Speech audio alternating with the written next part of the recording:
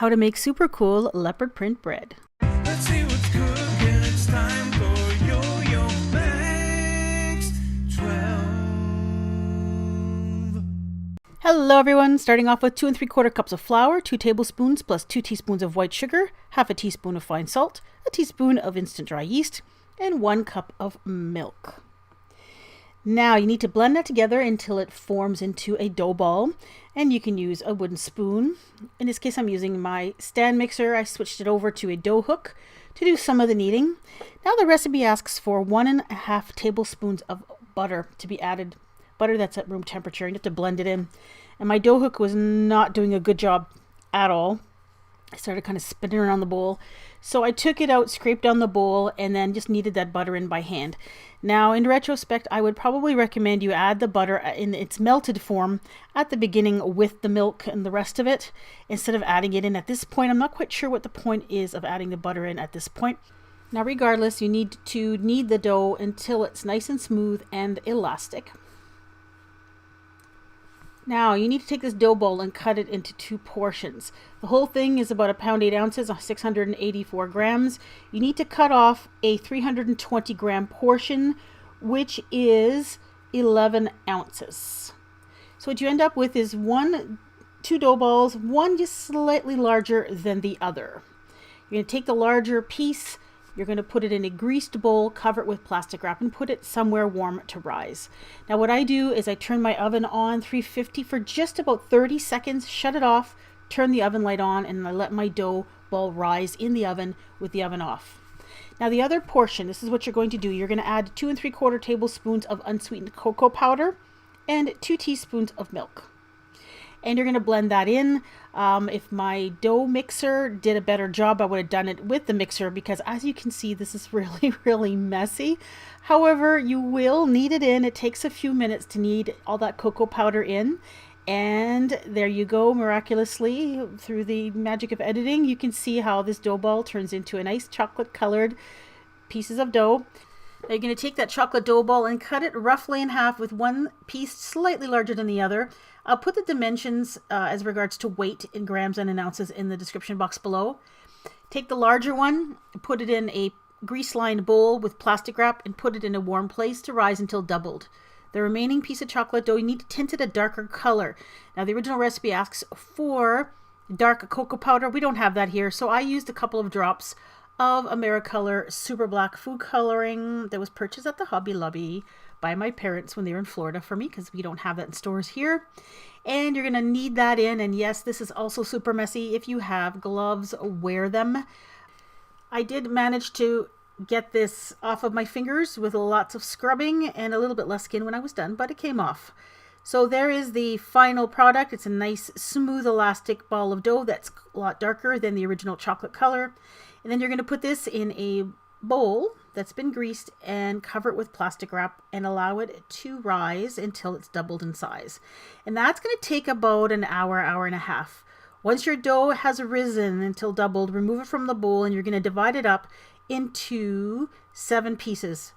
Now you'll notice there's 2 larger ones and 5 smaller ones. I will give you the weight of these individual little balls in the description box. If you don't have a scale to weigh this out, just eyeball it. As you can see, divide it into 7 pieces, and you just want 2 that are just slightly larger, just a tiny bit larger. You're going to do the same thing with the black dough and the white dough, 2 larger pieces, 5 little bit smaller pieces, and then you're ready to assemble your loaf.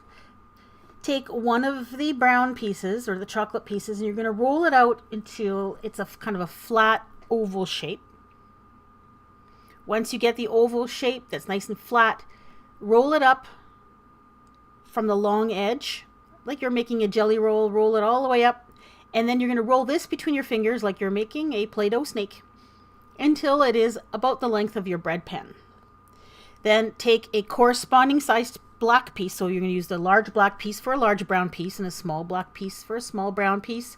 Roll the black out, and then you're going to roll the black dough around the brown dough. Now, you're not going to roll it all the way around, so you're not going to seal it in there like a mummy. You want it to look like a hot dog, so it kind of goes almost all the way around.